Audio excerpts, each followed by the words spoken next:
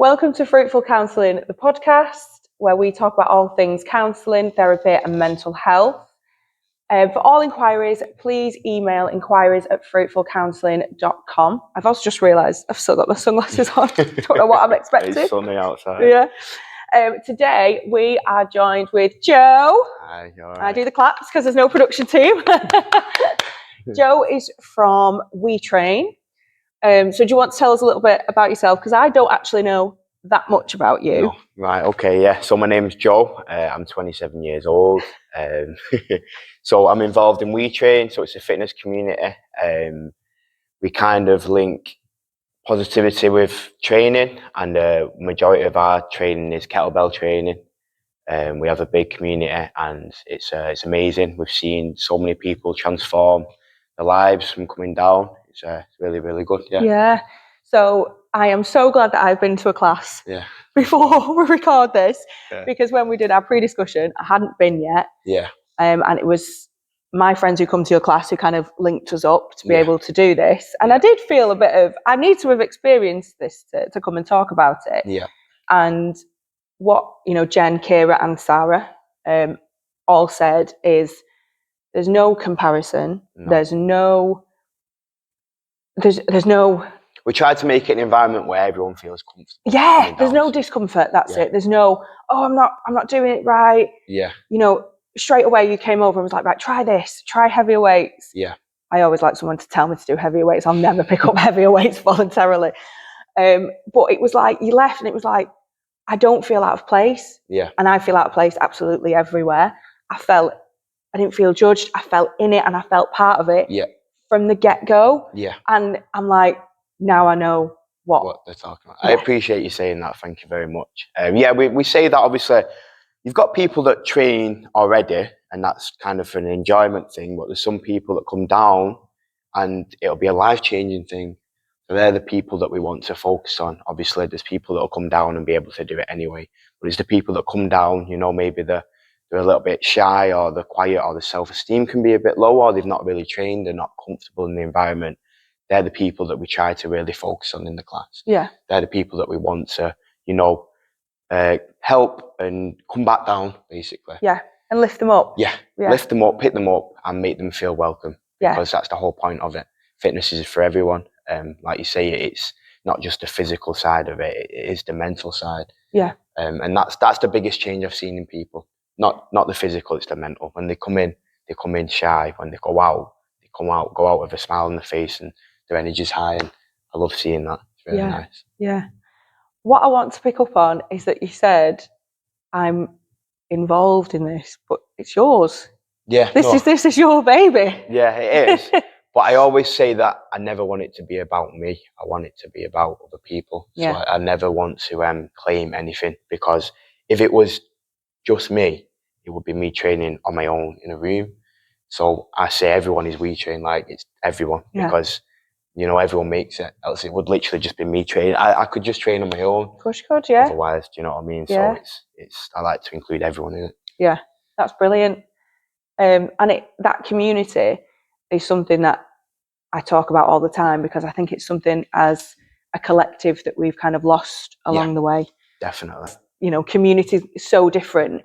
So you've created one on its own where people can come, weeknights, mornings, weekends, and they're part of that community, and seeing different faces as well. Like every time the girls have maybe gone, it took me a few weeks to go on my own, and then I just paired up with someone else. Yeah. Never spoken to them before, and we were cheering each other on, and there was nothing else about it other than we're just there, we're just doing it. Just help each other. Yeah. Literally. I do sometimes make a point of, if you are next to someone and they're struggling, pick them up. Yeah. Even if you don't know them, do you know what I mean? If someone's next to you, giving you a little bit of energy, picking you up, it's going to make you go that little bit harder. Yeah. And it creates a nice environment, very, very nice environment. And what I've noticed is we retain a lot of people. So it's not that we're getting new people in all the time, it's that people come back. Yeah. Because they connect with the people in here. You know what I mean? They create friendships, which then they come back because they want to see each other every single week and catch up. And which is really nice. You've created that feeling. So it's not always a something. We can't always put our finger on it. Yeah. But it's that feeling of whatever that was, I want it again. Yeah. And I got to go there to get it. So that's where I'm going. Yeah. And Jen says it's her favourite thing, and she trains all the time with lots of different people. And she's constantly like, can you come to this one? Can you come to that one? And we've discussed my childcare situation, but there was a little child here on Saturday morning. He was very cute. And it's seeing that as well made me think differently of, I can bring him. Yeah, of course. That's what we try to make. Like, I think it was Stanley brought his son Ruben down. Harvey brings his children down all the time. Kira's brought her 2 daughters down. We just want to make it just a dead friendly environment. You know what I mean? Fitness is for everyone. So why should having a child stop you from training? Yeah. But so our stars aligned on Saturday. I was like, we're going to come. And John, my partner, he was, because he's just kind of started on a different journey with fitness again. Yeah. He was a bit like, I don't know if I'm ready for it. And he was like, fine. Yeah. You keep telling me. Tell you what, you both smashed it. Both absolutely smashed it. He's already planning on when he comes again with Jen. So it's like, it's already in the mix. But so swinging in a different direction. Yeah. We're going to get to it. Have you ever had counselling or therapy? Yeah. So when I was younger, I went through a certain event that resulted in me going into counselling. How young are we talking? I had it once when I was around 12, 13 years old. So when my dad passed. Yep. And then I had it again when I was around 18. So I lost my best mate. And that's when I really needed it. I found I needed it more when I was a little bit older. And the guy that I went to, he did actually really help. He sat down and really, I felt like he was listening to me. Yeah. I felt like I was talking to someone and they were really listening to me. He used to come to our house. It was quite personal and it really did help. Wow. Yeah, really did help. That's interesting because it's coming into your safe space. And I guess there's 2 sides to it where you could feel super safe where you open up because you're at home, but also an outsider's coming in and asking you to be vulnerable. Yeah. And then you almost can't step away because you're already home. Yeah, basically. Yeah. So when we talk about therapy in some ways, when someone comes to a session and it's in a different building, they get the journey home to kind of process it, and they might be tired, but they might reflect a little bit on the session. Someone coming to you kind of takes that away, but you say that really worked. Yeah, it did help. So when I was 12 and my dad passed, I struggled, but I went to school. So I was around people all the time. Yeah. So at 18, when my mate passed, I basically left college, so I wasn't around people. And I felt like it really helped him come into my house because it forced me to make that interaction with someone. Wow. Yeah. So it made it less of an option. Yeah. You couldn't not turn up because he was coming to you. Yeah. He was an ex-professional footballer, actually. He used to play for Man City. I'm sure his name was Jeff. Can't remember his full name. I'm rubbish with names. But he retired from football and he went into counselling. Wow. Because of his own life experience. Yeah, and you do see that with kind of sports in general. They say there's no support for when you leave a profession. And in a lot of sports, you leave quite young. Yeah. And then they can be left kind of... Especially football, because for example, they get sold a dream, they're going to get paid a certain amount of money, and then all of a sudden they can get dropped from the team and have nothing else in life. Yeah, and it's their purpose as well, and purpose is such a big thing. And I think what you touched on then about you had to go to school, when you were 12, 13, and be surrounded by people. And it's something that I'll probably talk about every single episode because I think it's really important that I'm going to call it something different than anxiety and depression. And I'm going to say our demons now, they grow in isolation. Mm-hmm. They grow when we're sat on our own. That's why anxiety tells us not to go out. Yeah. And depression, there's an element in depression where we need to rest, and I understand that. But then there's an analogy out there where actually it becomes so heavy that you physically can't move out of the house. And then it's got a hold of you and you're isolated. It's done what it wanted to do. Right now, it can really get you. Mm. But if you're out amongst people... Yeah, and you're not stuck in that. Yeah. Yeah, our thoughts can definitely... They fester, don't they? And then you overthink, and then you create situations in your own mind that they're not actually reality. Yeah. And then, like you say, you end up not wanting to go outside because you think something might happen, or you don't want to be around people. and that's a bad cycle to be in. Yeah. That's, for example, like you say with the classes, people, they come here and they're not just training on their own, they train around other people, which forces them to be around other people. Yeah.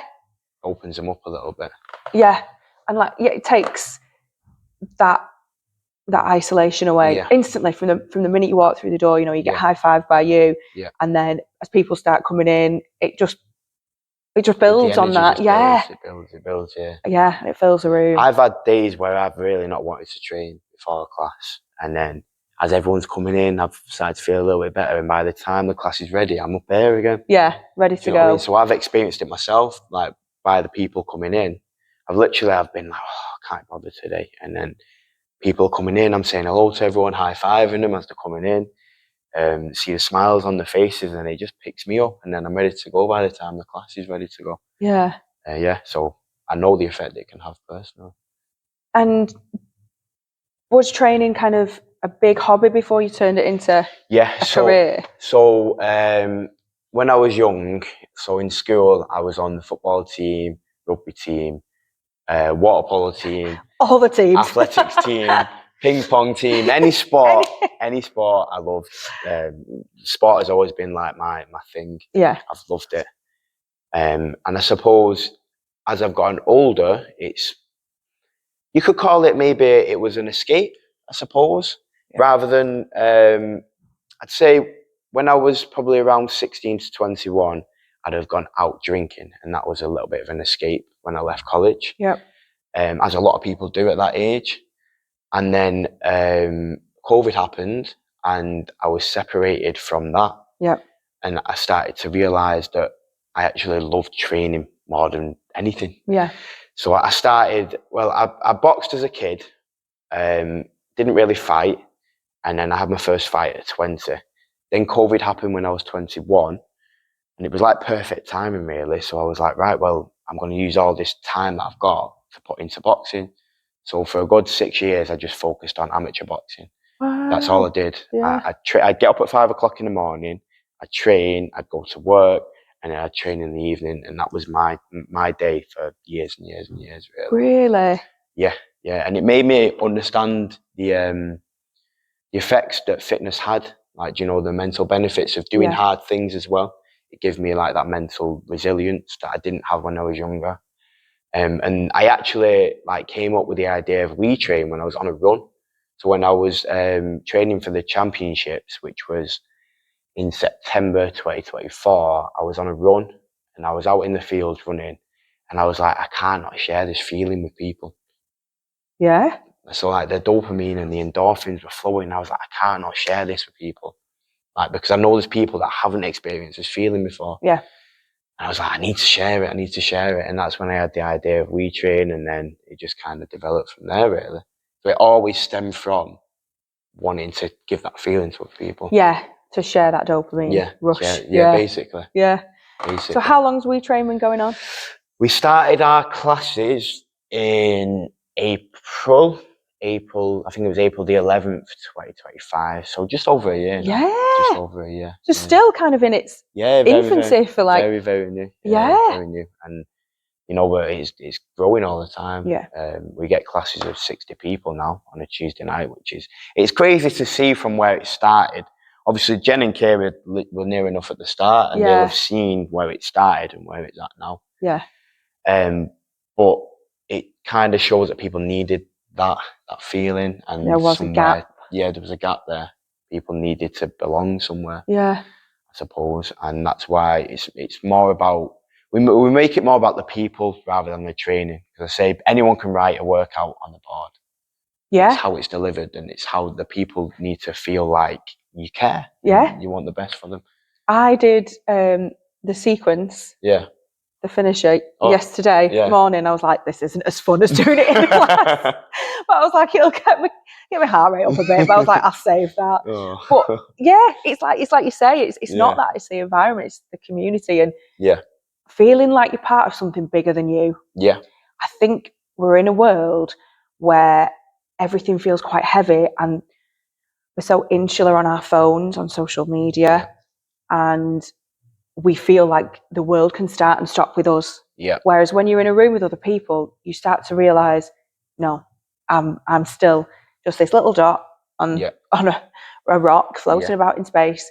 I'm all right. There's other people out there, and you just think it's bigger than me. The world is bigger than me. I suppose we've all got our own lives, and everyone's lives are as complex as the next person. So when you're around other people, you realise other people, they are people, they've got problems, they're not perfect.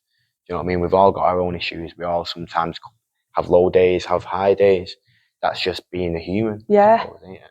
But there's an hour that you give people here where they can forget that. Yeah. And you're working so hard that you can't think of anything else. Basically, yeah. Basically, that's the idea behind it. There was one point I was like, oh, we're nearly done. I was like, oh, no, we're half an hour in. But it's just, I haven't done a class for years. No, yeah. Years. And I train at home, and I don't know if I go on about this, but I do it, and it suits. Today is the first day I've not trained for a really long time.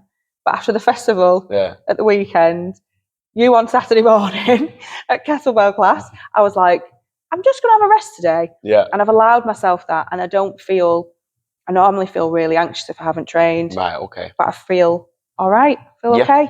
And I'm working on that on myself to allow the rest days. Yeah, of course, you've got to allow the rest days. I'm not very good at it, no. Joe. I'm not at all. Do you know what? I can't. I hold my hands up. I am not good at it either. Yeah. But you've got to have them.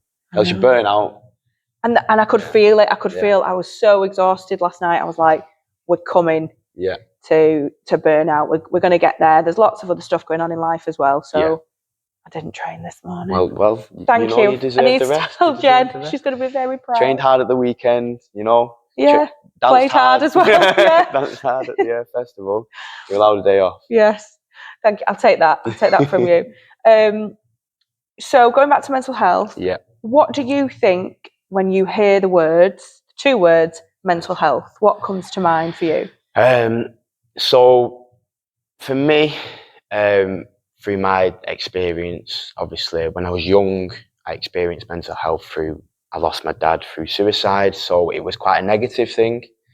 I got quite a big picture of it from a very young age, and I understood it quite early.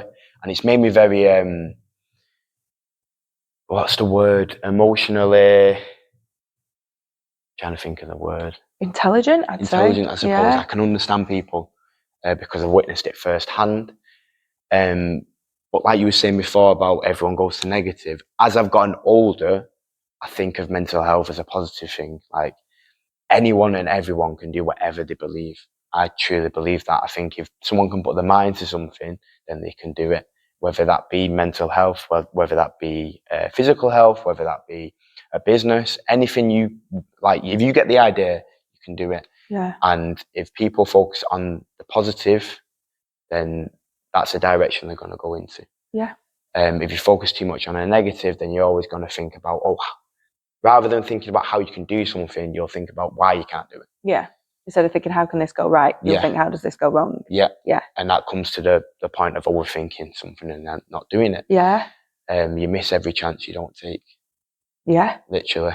And that's why it's good to have positive people around you, because they'll tell you can do it.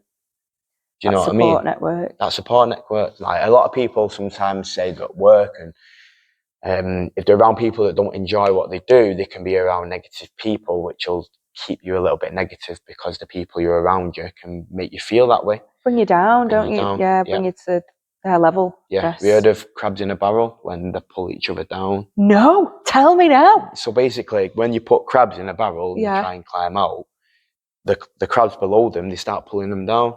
So rather than climb out together, they pull each other down. I didn't know this. Yeah. Have you never heard that saying? No. Yeah. So that can happen with people, basically. Wow. Yeah. Oh, this is going to be my new thing. Crabs in a barrel. Crabs in a barrel.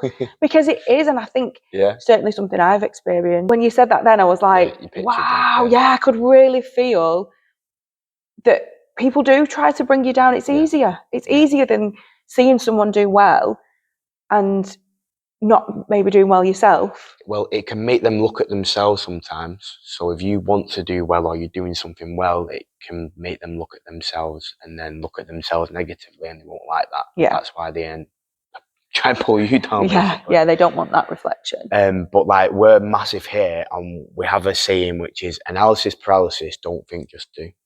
Okay. So basically what we mean is, like, just do it. Don't overthink it, just do it. And that's what we say to each other. Yeah. If someone is struggling in the class, we just say, analysis paralysis, don't think, just do, just get it done. Just go for it. If it doesn't work, it doesn't work. Yeah. We'll never tell you not to do something. Yeah. Obviously, Harvey and Alfie, who are the other two lads that work with me, that we just scream it at each other. Yeah. On New Year's Day, we did a 60k run. So it was 5k on the hour for 12 hours. And we didn't do any training for it. We literally got each other through it. So we did 5k every hour for 12 hours. No training, just screaming and laughing at each other, getting each other through it. But there's no way we would have done it on our own. No. It was just the environment. I think 30 people came down to watch us do it. Did you do it on treadmills? No, outside. We met at 3:30 in the morning on New Year's Day. And then I think we finished at 4 o'clock in the evening. Wow. It was something like that anyway. I didn't know you did that. Yeah. Well, don't they say you don't really need to train for running because it's your heart? It's something we definitely didn't train for. I don't know. Yeah. We had to go. Well, you smashed it. Yeah. Because you did Snowdon as well, didn't you? Yeah, we did Snowdon. We did the kettlebells up Snowdon, which was another boss day. And there's something about doing hard things with other people that, like, you bond over it. Yeah. Really bond over it. And it is that support network, isn't it? Support network, yeah. And that just lifting each other up and, like you say, screaming at each other. Like, Jen was like, I can't tell you how many times I fist pumped John on Saturday. It was after every set. But that's what keeps you going. Like, it's so important. So what does your support network look like for you? Who's in your life? My support network, massively. Obviously, I have friends, I have the community, I have WeTrain, but over the years, I'd say it's my family. So I've got my mum, my sister, Amber, my brother, Louis. And, whenever we have an issue, anyone in the family's got an issue, we come together in the kitchen, we sit down and we talk about it and we work through it together. Wow. Literally anything and everything. We back each other through everything. And that's developed as we've gotten older. Yeah. Obviously, when we was younger, going through grief and things like that, we all had our own issues. There was a lot of arguments in the house, very explosive. I think everyone dealt with the grief in different ways. Yeah. Obviously, my sister's a year younger than me. My brother's 5 years younger than me. So there was clashes. And you're the oldest. I'm the oldest, yes. Yeah. I'm the oldest. I'm the oldest. Yeah, you're the oldest. Yeah. You know how it feels. Yeah, it's a lot at times. It is a lot, yeah. As we got older, we just grew closer. We started to understand each other more. And it's a point now where we're just solid. We're like a rock where no matter what, we know we've got each other. And that, to me, that's really helped me. Yeah. Really, really helped me. I know that I can go home with any issue and I can talk to them about it. And we'll sit and just work through it together. Yeah. Vice versa. Yeah. They have any issues, I've got all the time in the world to just sit down and help them with it. And that massively helps. Because what came to mind for me then was grief can make or break a family, can't it? Like, I've seen more ruptures from grief in family than I have you saying, we come together and we're a solid unit. Well, I think I've got to give a lot of credit to my mum. Yeah. Obviously, so 3 children and 2 dogs. And it couldn't have been easy for her. Do you know what I mean? I've got one child and no dogs.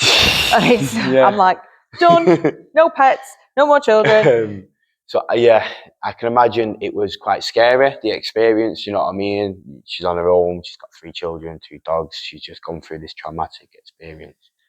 But she's absolutely smashed it. Yeah. Because I tell her all the time now, you need to enjoy life. Yeah. You've done your job, enjoy life. Yeah.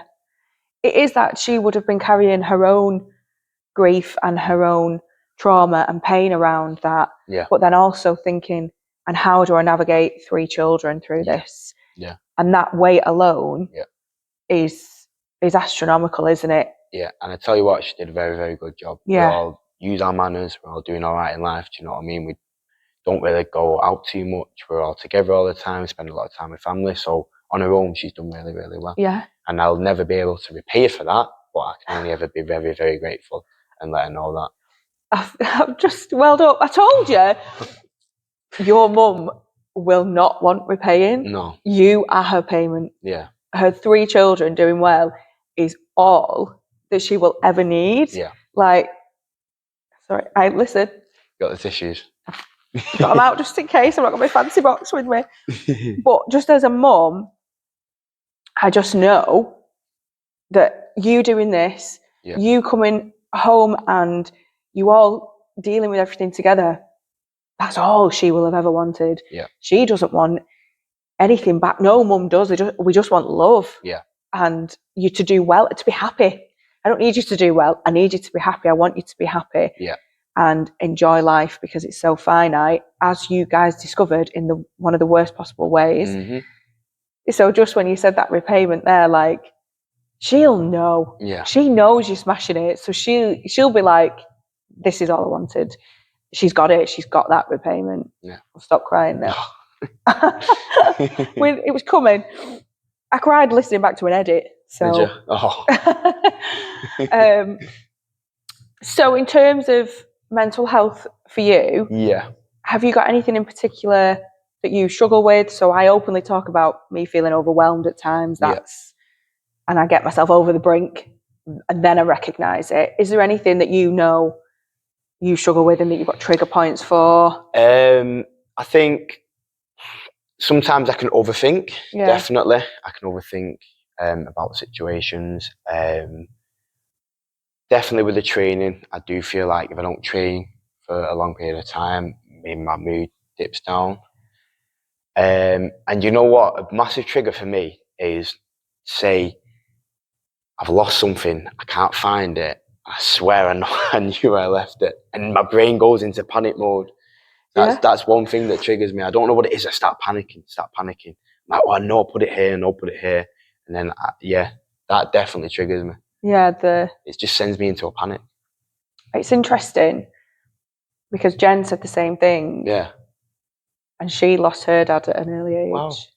That's mad, isn't it? And I'm just the psychoanalysis in me. Yeah. He's thinking, is there something in losing someone to losing something as well? Yeah. Maybe, yeah. Wow. Yeah, that actually that panic sets in of you couldn't find your dad at one point because he was gone. Yeah. Is there something? Is there a connection? I could be overreaching. Yeah. But I think it's possible, isn't it? Definitely like that feeling of losing. And also I thought I know where it was. Yeah. Yeah. I thought I knew where something was in that panic. And I wonder if you're so calm as a person. Yeah. And the girls all said that. They were like, he's just the loveliest human you'll ever meet. And I was like, his energy made me relax. Like, I couldn't, I am quite, I know that. And I'm not going to change because I've been like this forever. Yeah, of course. You are who you are. Yeah. You can't change who you are. But I took some of your calmness because you have no choice when you're in it. Yeah. In a good way. Yeah.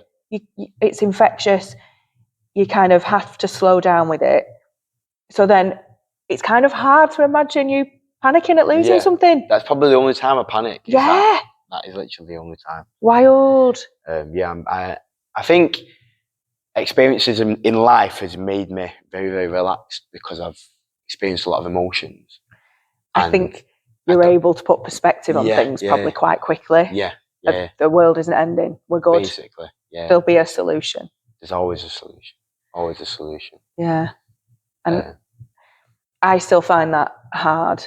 I'm sick of how much I huff and puff at normal life things because I'm like, you are aware that this is not a big deal. But my instant fight or flight kicks in and I have to tell it to chill out. Yeah. Get back in your box. We're fine. We can deal with this. Yeah. But it's like I always have to panic first. Yeah. Then I can calm down. You got to go through that little bit of a panic. Yeah. Yeah. And I've worked on that to get to that because I used to just stay in the panic mode for ages. Yeah. But I've learned to come down, but it's like I can't, as of yet, I still have to get on my high horse for a minute and climb off. Yeah. Do you know, I wasn't always like this. I think something that helped me was, so I used to say to myself, right, if you had 2 lists, okay, and you had a list of things you were grateful for, and then a list of things like negatives. The list of positives will be so much bigger than the list of negatives. But sometimes we allow that small list to overshine the big list.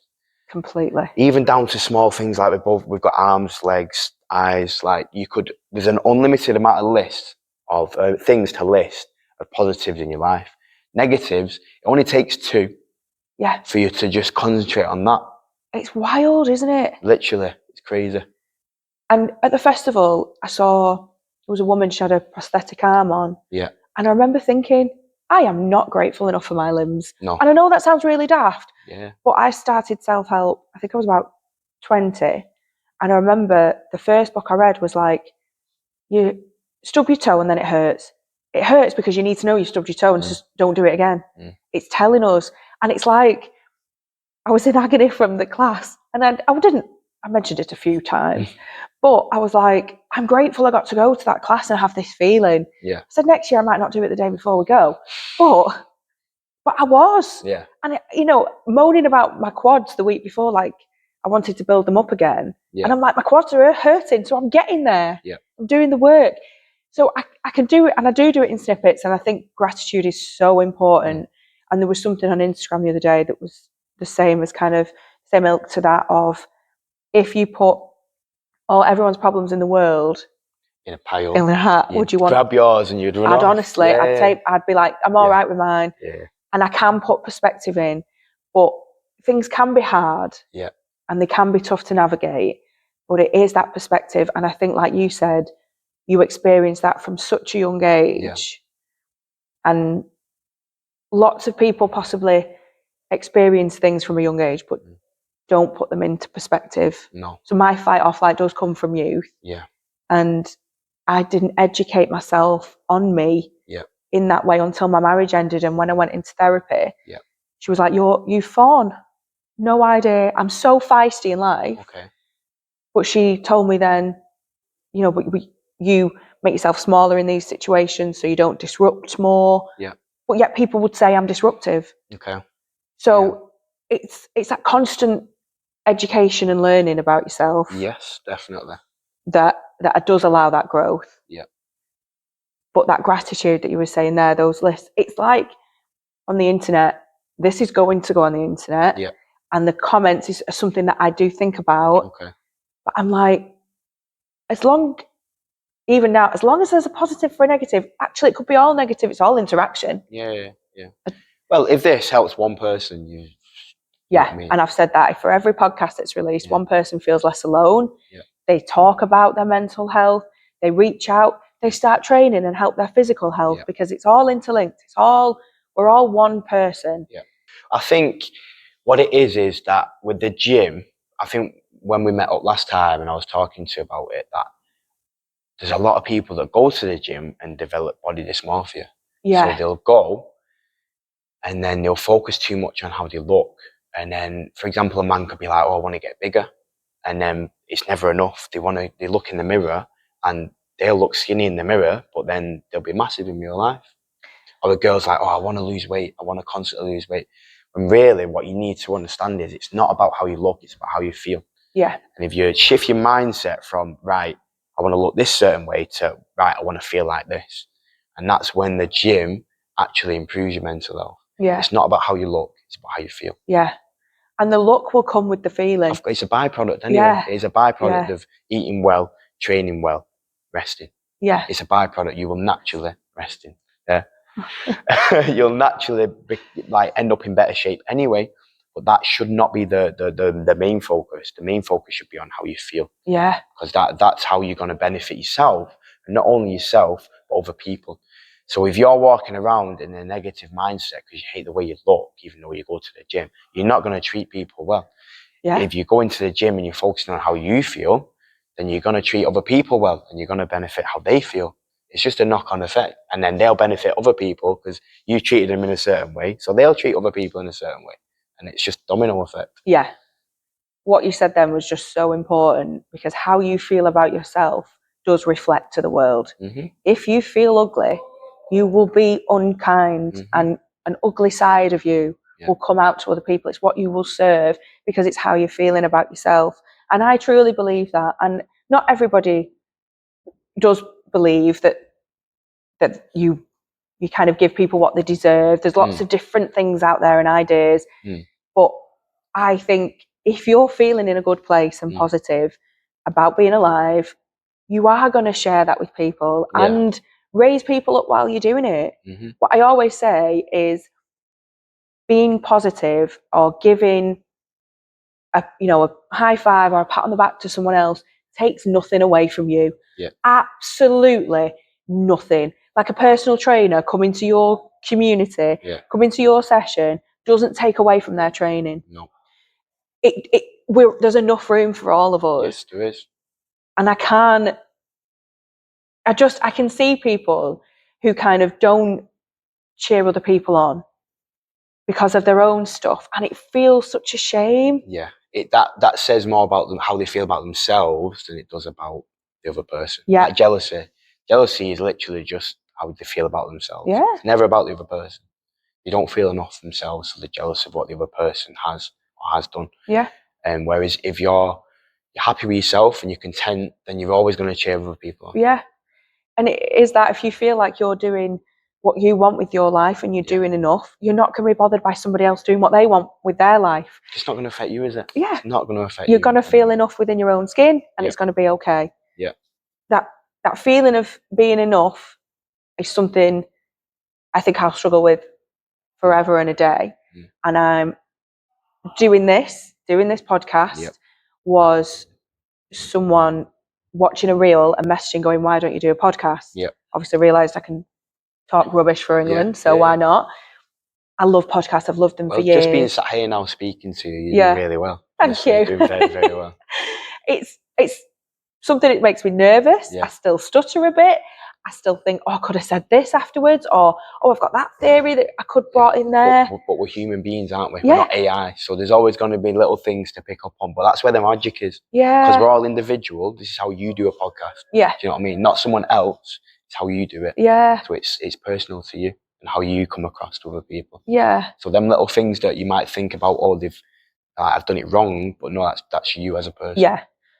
And it is that I've not over-edited them. No. Because I want them to be authentic, because we're normal people. And that's what I said to you, asking you to come on. Yes, you run a business and you're a professional in my eyes, in my capacity coming on to this. But also, you're a person with your own real life experience. And we want this to be so relatable that people watch it and feel on a level. We're not up here. No. We're not a celebrity. No. We're just a therapist and a fitness coach who are going, how do you feel today? How's things working out for you? Literally. What are your struggles? Because people will have the same. And you find that when you open up and go, I was really anxious. Like anxiety before the festival, my stomach was churning. And I tell myself, you've not done it before, because I hadn't been to this particular festival before. But it's not that you can't do it. You just haven't been to this one before. You'll be fine. And just that internal monologue changed the way I went about the rest of the day. Just changing that perspective. That little self-talk. Because my little voice in my head, she's nasty. Right, okay. Yeah. Oh. Is your head really kind? Yeah, it is now. It wasn't always. No. When I was younger, I was very, very anxious. For example, when I used to go out with my mum and she would put petrol in the car, I couldn't go to the counter to go and pay, because in my head, I don't know what it was. I just thought that something was going to happen. Or I don't know, they was going to start calling me. I was just afraid to go and pay for the petrol. Right. Things like that I was really anxious with. And that's how I grew up as a kid. I was very, very anxious, very afraid to speak out. And it's just as I've developed as a man, as a human being, that I've kind of understand that I don't need to feel that way. And that people sometimes, most people, they're going to treat you how you treat them. So if you treat them well, they're going to treat you well back. Do you know what I mean? A lot of it is a reaction to how you treat them. So as I've kind of understood as a man, if I'm just good to other people, it's going to reflect back to me. Should come back. Obviously, always there's some people in life that are just going to act a certain way. But I know they're acting that way because they feel a certain type of way. They don't feel good. which it makes me feel sorry for them. I feel bad for them. Yeah. If someone's acting a certain type of way, it's normally because they view themselves, like you said, they reflect how they feel about themselves. So if someone's negative all the time, that means they feel that way about themselves, which is a little bit sad, really. It is, and there is a notion of feeling, of being able to put it somewhere else and go, do you know what, that's you. Yeah. And I'm sorry you feel that way, but I'm not going to carry that. No. I still pick a bit of that up. Yeah. And that's possibly where my core beliefs come from, and this voice in my head that says I should be constantly busy, and I'm constantly not enough, and I have got better at going, well, we're just giving this a try. We're doing it to help people and share experiences, and hopefully it does that. And also, on the back of this, I have a counselling business as well. I'm doing this for my business, for my little family, like many things. Which I think is amazing, by the way. Oh, thank you. I think it's amazing. We're just building something, and it's that sense of purpose as well, to be giving something back and sharing what you know. Why not? There's no harm in it. No, not at all. And I think it's something that people need anyway, to be honest. I think it's people are crying out for it. Like, there's not enough out there, for one. And if it's not going to be given, then we have to do something about it. Yeah. As people together, we have to help each other. We used to do, on a Monday morning, I used to have a couple of lads that would come down, and we'd do a little bit of training just to like kind of warm them up.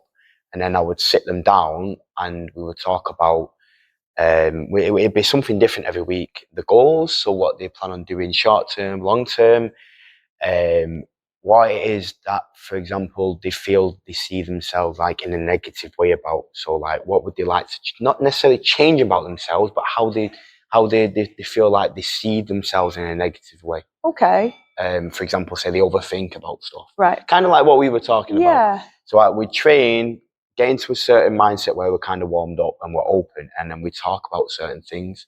And that's something that I'm going to do further down the line again, definitely, because I feel like talking is how you get an understanding of yourself. Like counselling, you start to understand yourself more. Yeah. And you have to do it with another person sometimes. Yeah, you do, because I think it was on James the Buckley's podcast. Yeah. James Buckley said, you know, they don't tell you what to do. You could talk to a wall, but they don't. They give you the right prompts, and they focus on things, and they challenge, and they might take something back, or they'll match something up for you. They'll put a different light on things. That's what we do. Yeah. But it is, even having this conversation, the first time we met and you were like, fitness helped me get out of certain places. And you said, like, education did you? Yeah. Never once had I connected those dots. Oh, yeah. And I'd been in education as an adult for 5 years part-time. Yeah. And when I lost the kind of classroom, I lost a bit of myself. Yeah. And it was only this conversation, me going, oh yeah. Yeah. I was so invested in that journey. Yeah. And I had thought about when I get to the destination and then what came after. But I've been open in the classroom saying, I feel safe in here when it ends. Yeah. I know I'm going to feel something. Yeah. But I hadn't quite connected the dots after of actually there was a loss, and it was so tough, and I was part of a community going through it. Yeah.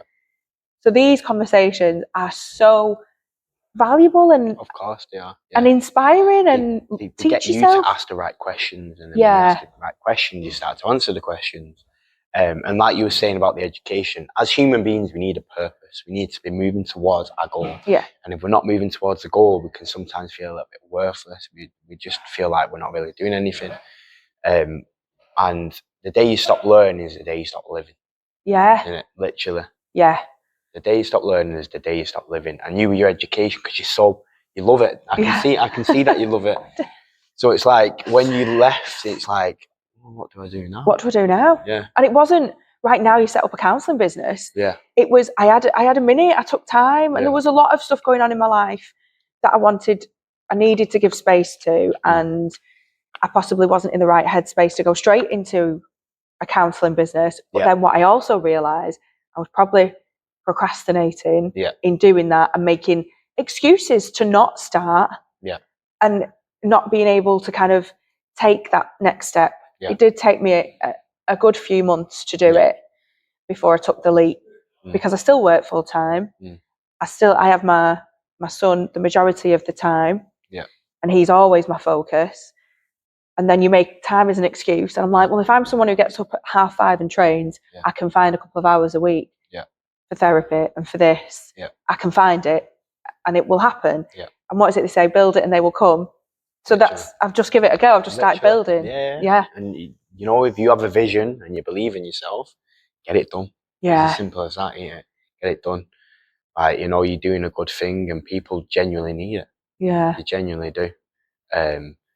Because there's not enough out there. It's hard to know where to go as well, isn't it? It's hard to know where to turn to. And, you know, I will say the reason I offer a free 15-minute consultation is to have that exploration. I might not be right, but I might be able to signpost, or I might be able to just bring something to someone's attention that they haven't thought of before. And then definitely. That will never, ever be a waste of my time. No. How many years were you in education for? So I did my psychology masters for 2 years, and then 3 years retraining as a counsellor. So you've put a lot of energy into this. Do you know what I mean? That people will not have done. So it's like, for example, me with training, I've trained since I was 12 years old. So I'm very experienced, and I've got a lot of experience in it that other people have not. I'm educated in it in that way. It's the same with you with this subject. You've put a lot of time and energy that other people haven't put into it. So you'll understand it on a different way. Do you know what I mean? A different wavelength. So someone just sitting down and having a conversation with you is going to help them massively. Massively. Thank you. It's all right. This is a joke. I'm bigging you up. You big my classes up, so I've got to big you up. You know what I mean? I've got to repay the favour. You've got to share. Share the wealth. I do. I mean, obviously, I believe in it. That's why I do it. But it is that as well, just talking to anyone and saying what you might need from a conversation. You can go to a friend and say, I need to rant. I need to get this off my chest. I don't want advice. I don't need to tell me your opinion. I just need to say it out loud to someone. And you can do that. Or you can say, listen, I've tried everything. I need advice now. And you might not give me anything new, but at least I know I've asked. You can outline what you want from something. That's okay. If someone's your friend, they won't mind you putting that boundary in place. Because we all have stuff that might be a bit bigger, might be a bit heavy, that we need to get off our chest and kind of talk 100%. about. 100%. I love that idea of your class, and it sounds a bit like the Andy's Man Club that's out there. I've seen that. You know, men's mental health is really important, and there's still a stigma around it about talking about it. They still dominate the suicide rates, because we have that mentality of, just keep calm, carry on. Man up, all those. So my experience, like I say, when I was younger, how I think maybe a lot of men view it is that life's over with. They've got nothing to look forward to. So when I was younger and I was going through it myself, I used to look at old pictures of myself and feel like my life's done. And this was at 18 years old. My life's done. I used to look at old pictures and be like, I used to be this person and now I'm this person. So I felt completely lost. I felt isolated. And like you say, sometimes people can feel like they've got no one to talk to. That hopelessness is huge, and feeling like a burden is the two main points. I don't want to talk about suicide in a light-hearted way, and I don't want to minimize it because it is bigger than what I am about to say. But it's those two feelings are massive contributors to suicidal ideation. That feeling of, actually, if I'm not here, life is easier for everyone else. There is not a feeling of how it's going to leave anybody other than that. Just pass the problem onto the next person. That's what happens. So kind of passing the baton. Like you say, in their eyes, they might feel like them not being here is going to be better for everyone else. But what they're doing is their issues and their problems. They're just passing it on, because if they leave their family behind or their friends, they're just literally taking their pain and they end up passing it on to the people that are going to miss them because they love them. And, there's always people that love you. And, it's never forever. A problem never lasts forever. It doesn't. Like, how many times you've been in a situation you feel like this is going to last forever, I'm going to feel this way forever, and then you forget about it a couple of weeks later. Do you know what I mean? Yeah, so many times. No problem cannot be solved. Yeah. No problem. And, you know, like, if people feel like, you know, they're on their own or they're not loved, I can guarantee that if they was to pass away, there'd be multiple people that will be absolutely devastated. Yeah. And it's being able to reach out to those people in the right time, to recognise. That's why it's important to talk. Yeah. And to ask. Yeah. And to ask. Yeah. And it's brave. It is brave. It's very, very brave to talk.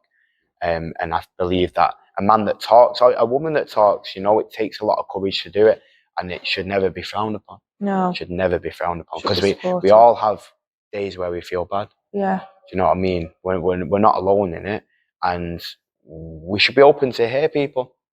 Yeah, and receive it, and we don't have to carry it with us. We can be there in the moment, because I think that's a hard thing as well. You can sometimes, it's giving the right person the right thing. Yeah. You know, the person, if you're about to give something heavy, you do have to trust them. Yeah. And it has to be the right person who's going to handle it in the right way. Yeah. Because not everybody can take what someone else has been through. No. And handle it with the care that it might need. Yeah. So it's finding and trusting those relationships.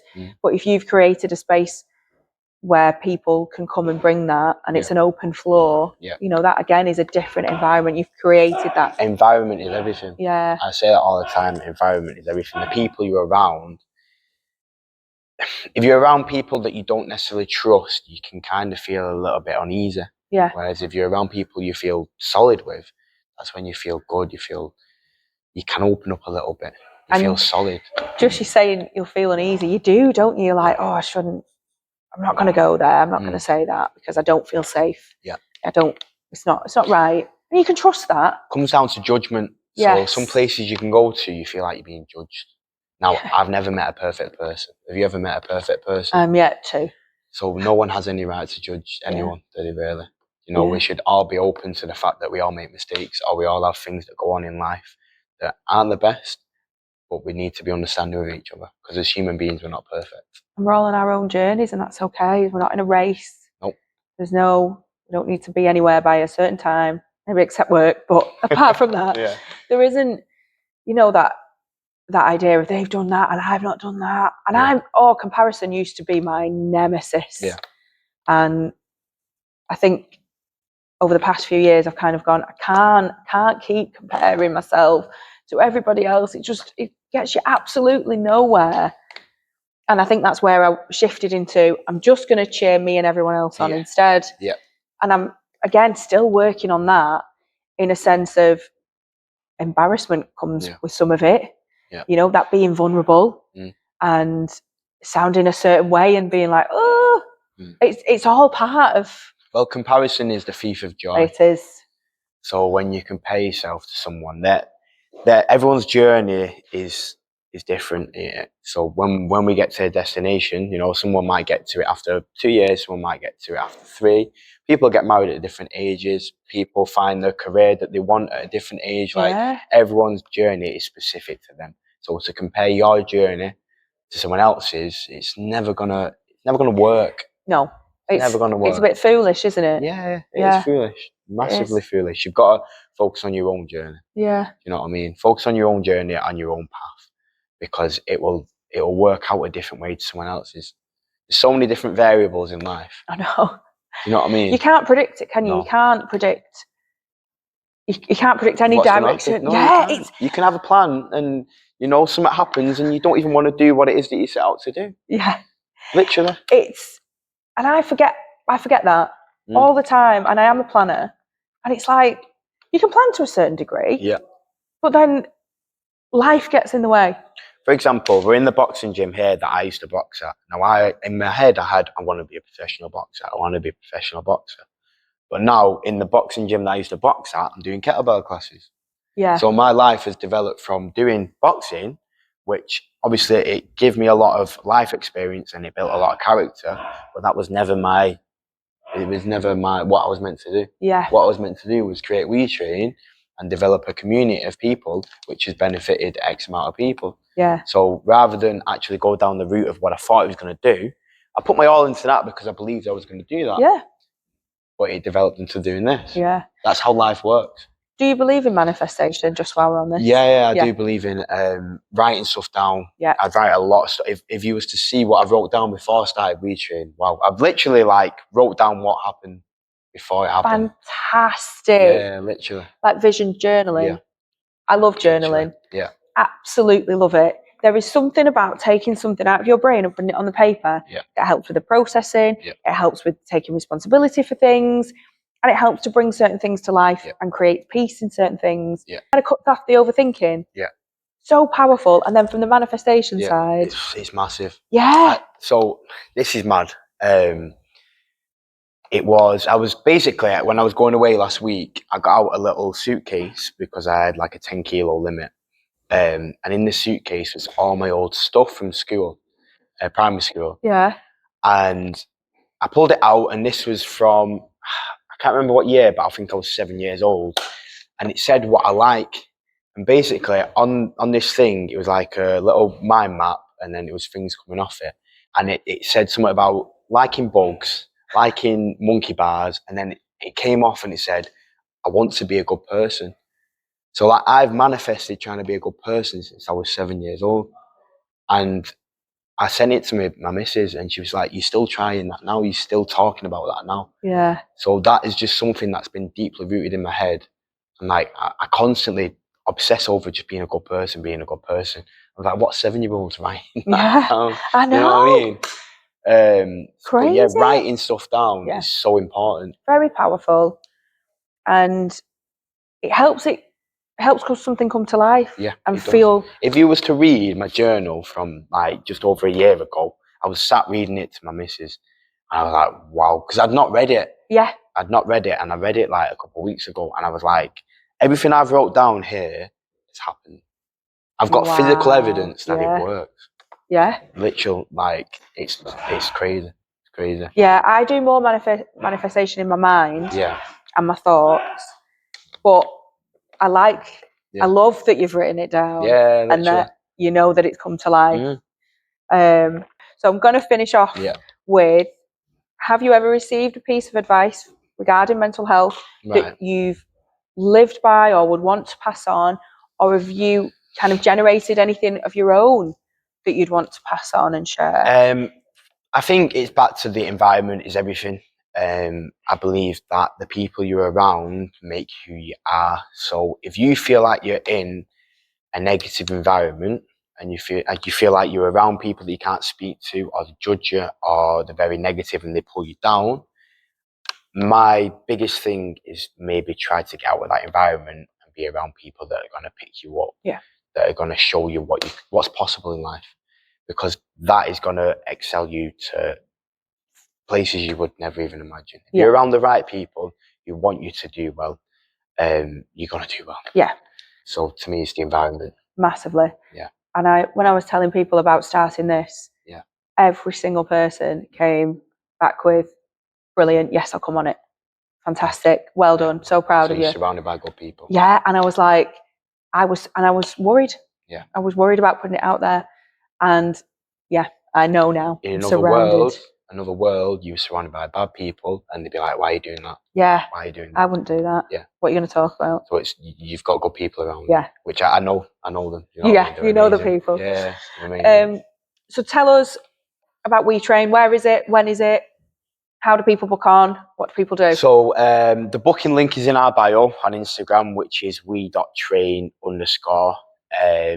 Obviously, we do kettlebell classes. We're going to bring out more classes in the future. We have a class on Tuesday night, Thursday night at 7:30. And then we have a Friday morning, 6 a.m. And then we have a Saturday and Sunday morning at 9 a.m. Anyone's welcome. Yeah. And you're at the Spinners Mill in Leigh. Yeah. I always forget what this mill's called. There's a lot of mills in Leigh, isn't there? Yeah, there's a lot of mills in Leigh. Yeah. So thank you so much for coming on. It's been brilliant. Yeah, it's been lovely. Yeah. And I'm going to stay part of WeTrain's community. Thank you very much. So please make sure you're following, liking, subscribing. I will link all of Joe's and WeTrain profile at the bottom so you know how to get in touch. For anything counselling wise, or you're interested in coming on the podcast, please email or just message on the Instagram page. It's enquiries@fruitfulcounselling.com. And tune in next week for another bite-sized episode.